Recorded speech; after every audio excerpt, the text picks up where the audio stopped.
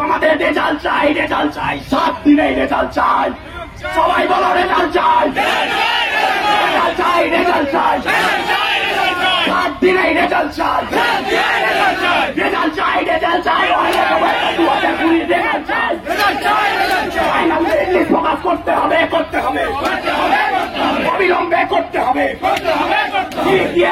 আজ যার সাথে পরিচয় করাবো সে একজন মানে স্বাধীনতা সংগ্রামী বললেও ভুল হবে না, সত্যিকারে স্বাধীনতা সংগ্রামী বললেও ভুল হবে না। আমাদের এই রেজাল্ট আনার পেছনে এর অবদান অনেক রয়েছে, মানে তাড়াতাড়ি রেজাল্ট আনার পেছনে এর অবদান অনেকটা রয়েছে। অনেকবার ডেপুটেশন দিয়েছে, অনেকবার আন্দোলনে গেছে, তারপর আমাদের সেই রেজাল্ট আমরা হাতে পেয়েছি। হয়তো আরও আমাদের 2 মাস বা 4 মাস বা 6 মাস ওয়েট করতে হতো, কিন্তু পিআরবি বোর্ডে বারবার ডেপুটেশন দেওয়ার ক্ষেত্রে এনার অবদান অনস্বীকার্য। সেই কুণাল ঘোষ তোমরা হয়তো অনেকেই চেনো, যে সংগ্রামে লড়াই করেছিল, তো সেই তার আজকে তিনি বলবেন তার জীবনের সেই সাকসেস স্টোরি, বা তিনি কিভাবে সফলতা পেয়েছেন, কিভাবে তিনি আন্দোলনেও গিয়েছিলেন এক সময়, আজ তিনি কিভাবে ট্রেনিং করছেন। তো বলো। প্রথমেই ধন্যবাদ জানাই আমার বন্ধু তথা কলিগকে আমাকে তার চ্যানেলে একটা সুযোগ দেওয়ার জন্য। আমি বলবো, দেখো, প্রিপারেশন ফেজটা খুবই খারাপ যায়, ঠিক আছে, মানে একা ঘরে বন্দি হয়ে ঠিক আছে। তো অনেকে ভাবে আমার এখনো বয়স আছে, আমি এখনো প্রিপারেশন করে যাব, হ্যাঁ আমি এই বছর হলো না পরের বছর হবে, ঠিক আছে, মোটিভেশনের জন্য এটা একদমই ঠিক আছে। কিন্তু আমি বলবো তোমরা যত তাড়াতাড়ি পারো তত তাড়াতাড়ি এই বেশি ভ্যাকান্সিতে এই সুযোগ তুমি আবার আসবে কিনা তুমি জানো না, তো এই ভ্যাকান্সিতে তুমি সেই সুযোগটা ছিনিয়ে নাও। প্রিপারেশন ফেজটা কিন্তু ভালো নয়, একদমই ভালো নয়। ওই ঘরে বসে সব কিছু ছেড়ে, বন্ধুদের আড্ডা ছেড়ে ওই সারাদিন পড়ো পড়ো পড়ো, ওটা ভালো নয়, ঠিক আছে। তোমরা যত তাড়াতাড়ি পারো এই বিপুল ভ্যাকান্সিতে তোমরা ছিনিয়ে নাও নিজের সিটটা, আর কখনো পিছু পাও হয়েও না, ঠিক আছে। আর তোমরা পশ্চিমবঙ্গ সরকারের চাকরি করতে গেলে তো জানোই, হ্যাঁ একটু সংগ্রাম করতেই হবে, কিছু করার নেই। আমরাও করেছিলাম, হ্যাঁ প্রোটেস্ট করেছিলাম, আন্দোলন করেছিলাম, ডেপুটেশন দিয়েছিলাম। অনেকে ভাবতো ঠিক আছে ওরা যাচ্ছে আমি আর গিয়ে কি হবে, এরকম কখনো ভাববে না। হ্যাঁ তুমি পড়াশোনাও একটা যেরকম আমাদের স্টেপ, ঠিক সেরকমই পরবর্তীতে যদি তোমাদের আন্দোলনে যেতে হয়, প্রোটেস্টে যেতে হয়, ডেপুটেশন দিতে হয়, সেগুলো একটা স্টেপ। তো ওইগুলোর জন্য একটু মেন্টাল প্রিপারেশন তোমাদের রাখতে আমি বলবো। আর দেখো, পুলিশের লাইফ ভীষণ ডিসিপ্লিন লাইফ, ঠিক আছে। তোমাদের ভালো লাগবে, অবশ্যই ভালো লাগবে। হ্যাঁ একটু প্রথম একটু ডিপ্রেশন ফিল হলেও আমার এখন তো ইচ্ছা করে না, এই মানে একসাথে ব্যারাকে যখন থাকি না, আমি বাড়িতে সিঙ্গেল চাই, তো বাড়িতে গিয়ে আমার ঠিক মন বসে না। এই বন্ধুদের সাথে আমি মানে দৌড়াই, খেলি, হ্যাঁ একসাথে খাই, মজা করি, একসাথে পানিশমেন্ট খাই, সবগুলো একটা মানে একটা জীবনের অঙ্গ হয়ে গেছে। হ্যাঁ বাড়িতে গেলে আর মানে ইচ্ছা করে না, একা একা বসে থাকবো, ঘুমোবো। হ্যাঁ সবসময় মনে হয় কিছু একটা অ্যাক্টিভিটিস করি। হ্যাঁ তো যারা, আমি একটা মজার কথা বলি, হ্যাঁ যারা পুলিশের ধর্মপত্নী হয় না, মানে যারা চলার পথে স্ত্রী হয়, তো তারা খুব লাকি হয়। কারণ আমাদের এই পুলিশের ট্রেনিংয়ে আমাদেরকে এমনভাবে শিক্ষা দেওয়া হয়, আমরা সব কাজ শিখে যাই, রান্না থেকে শুরু করে কাপড় কাচা, ঘর গোছানো, সব কিছু শিখে যাই। তো একটা ভীষণ একটা মজার লাইফ তোমরা পেতে চলেছো, একটা সোসাইটির রেসপেক্ট, ঠিক আছে, এই ইউনিফর্ম জবের যে রেসপেক্ট, হ্যাঁ যে মানুষের কাছে একটা মানে তুমি মানুষ, তোমার বন্ধুরা হতে পারে ডাক্তার, ইঞ্জিনিয়ার, ঠিক আছে, কেউ অনেক বড় অফিসার, কিন্তু যখন একটা ছোট প্রবলেম হবে না, তো তখন তোমার কাছেই ছুটে আসবে যে বন্ধু ভাই আমি এই প্রবলেমে পড়েছি, এটা কি করা যায়, হ্যাঁ আমার সাথে এই সাইবার ক্রাইম ফ্রড হয়েছে, আমি কি করব, তুই উপায় বলে দে।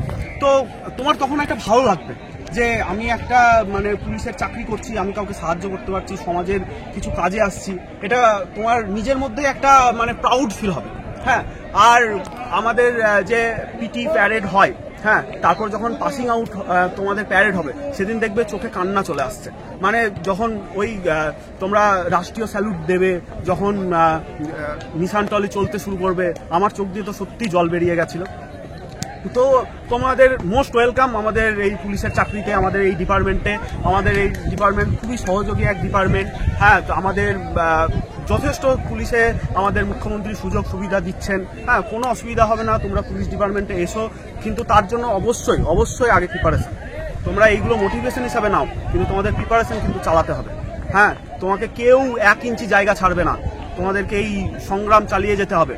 এই আজ ভাল লাগছে না, আজ করবো না। হ্যাঁ পুলিশের চাকরি এরকম, তোমাকে ফিজিক্যালির সাথে সাথে মেন্টালিও ফিট হতে হবে। আজ আমি দৌড়ে আসলাম 10 পাক, আজ ভালো লাগছে না, আজ পারছি না, এরকম করলে হবে না। নিজেকে কন্ট্রোল করো, নিজেকে সংযমী করো। আমাদের মনে হয় ভালো লাগছে না, আজ দিনটা থাক, আজ মোটিভেশন পাচ্ছি না, হ্যাঁ এত কম্পিটিশন, এত পড়া পারছি না আমি নিতে, হ্যাঁ এর থেকে ভালো আমি কোনো ছোটোখাটো কোম্পানির চাকরিতে চলে যাই, ব্যবসা করি, এরকম যদি কখনো মনে হয় তাহলে একবার তোমার মা বাবার মুখটা তোমার সামনে ভেবো, একবার চোখ বন্ধ করে ভেবো যে তুমি আজ ইউনিফর্ম পরে তাদের সামনে যাচ্ছ, তাদের হাসি মুখটা তুমি একবার ভেবো।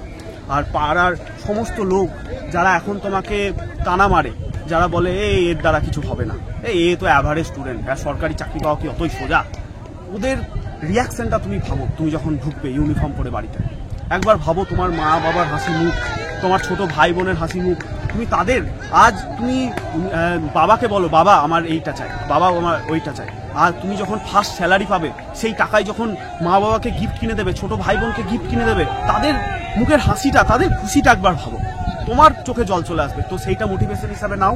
হ্যাঁ কখনো যদি মনে হয় যারা অলরেডি চাকরি করছে তাদের প্রোফাইলটা দেখো, তারা নিজেদের উইশ লিস্ট কি করে পূরণ করছে।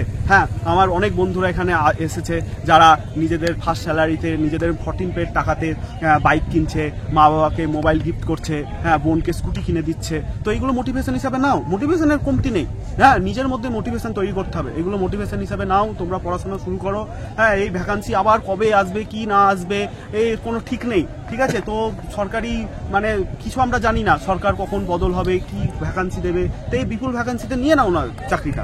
এমন কিছু নয় নিউক্লিয়ার সায়েন্স যে তোমরা পারবে না। পুলিশের চাকরি যথেষ্ট মানে একটা সুযোগ, একটা ভীষণ বড় সুযোগ পুলিশের চাকরি আমাদের মতো অ্যাভারেজ স্টুডেন্টের জন্য। আমরা ভীষণ হাইপার স্টুডেন্ট নই, ঠিক আছে, আমরা যে টপার হতাম স্কুলে এরকম নই, হ্যাঁ আমরাও একটা মধ্যবিত্ত অ্যাভারেজ স্টুডেন্ট। আমরা পেরেছি যখন তোমরাও পারবে, কেন পারবে না? খুব একটা সহজ, তোমাকে শুধু একটু ডিসিপ্লিন হতে হবে। হ্যাঁ হতে পারে তোমার প্রেমিক প্রেমিকা থাকতে পারে, হ্যাঁ তোমার বন্ধু বান্ধব থাকতে পারে, কিন্তু তাদের জায়গাটা একটু সংকীর্ণ করতে হবে তোমাকে। একটু একটা বছর দাও, 6টা মাস দাও নিজের প্রিপারেশনে, হ্যাঁ তারপর তো আছে প্রেমিক প্রেমিকা বন্ধু বান্ধব। একটা কথা মনে রাখো, শূন্য পকেটে কিন্তু কোনো বন্ধু বান্ধব থাকে না, শূন্য পকেটে প্রেমিকাও থাকে না। তো নাও এগুলো মোটিভেশন হিসাবে নাও। হ্যাঁ যে মেয়েটা যে ছেলেটা তুমি শূন্য পকেট বলে ছেড়ে চলে গিয়েছিল তাকে দেখিয়ে দাও, এটাই তো সুযোগ। তাই মানে আমার রিকোয়েস্ট তোমাদের কাছে, সময় নষ্ট করো না, যাও এক্ষুনি বইটা খোলো আর পড়তে বসো।